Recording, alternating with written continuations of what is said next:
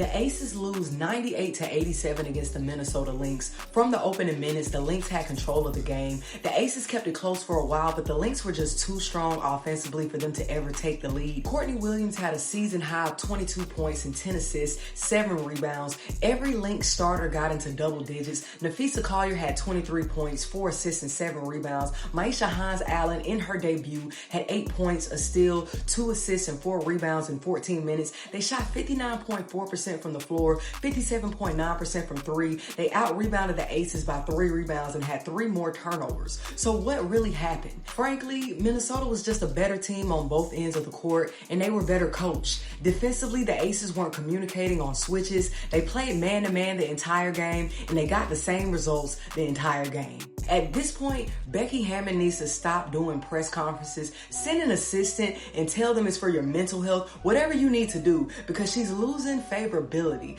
A journalist asked the same question I think many of us asked: why didn't she look to her bench earlier in the game? We didn't see Kate Martin at all. Sydney Colston did get into the game and immediately made a difference on defense, and that's consistent with what she's done all season when she does get minutes, but she didn't get into the game until the last 3 minutes of the third. And by then, the basket had already turned into an ocean for the Lynx. Her response was, "I'm not gonna call anybody out, but some of our big studs weren't guarding tonight, and it wasn't necessarily our guards."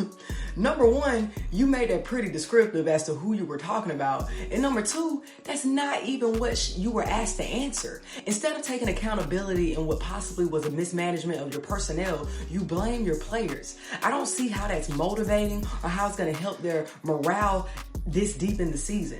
The Aces as an organization, they're getting cooked online. Her actions are opening up the players to be verbally attacked. And then the next chance she gets, she's blaming them for a question that was directed at her. I wanted to remain unbiased when it came down to the lawsuit between Becky and De'Erica Hamby, but at this point, she's proven De'Erica's case, at least in the court of public opinion. It's time for somebody to step in and let her know that she needs to chill.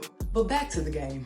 I noticed in this matchup how similar the Aces offense is to the Chicago Sky offense in the respect that it's stagnant and designed for isolation. There aren't many backdoor screens or cuts, and it would be more effective if the defense were in a zone, which Minnesota was not. So while the Aces have players parked around the perimeter, at times overloading one side of the court, the person with the ball is penetrating, but the defense doesn't have to move. There were moments where the Aces moved the ball well, and in many of those moments they scored, but it doesn't look to be by design.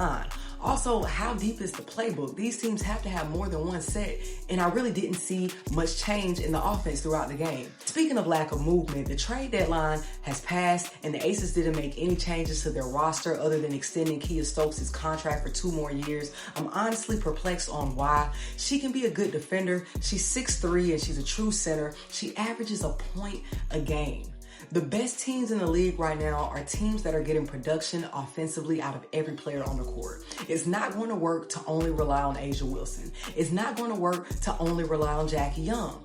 It has to be a full team effort. The way this is going right now, I don't see the Aces making it out of the first round of the playoffs. But what are your thoughts, Hoops Tribe? Let's talk hoops.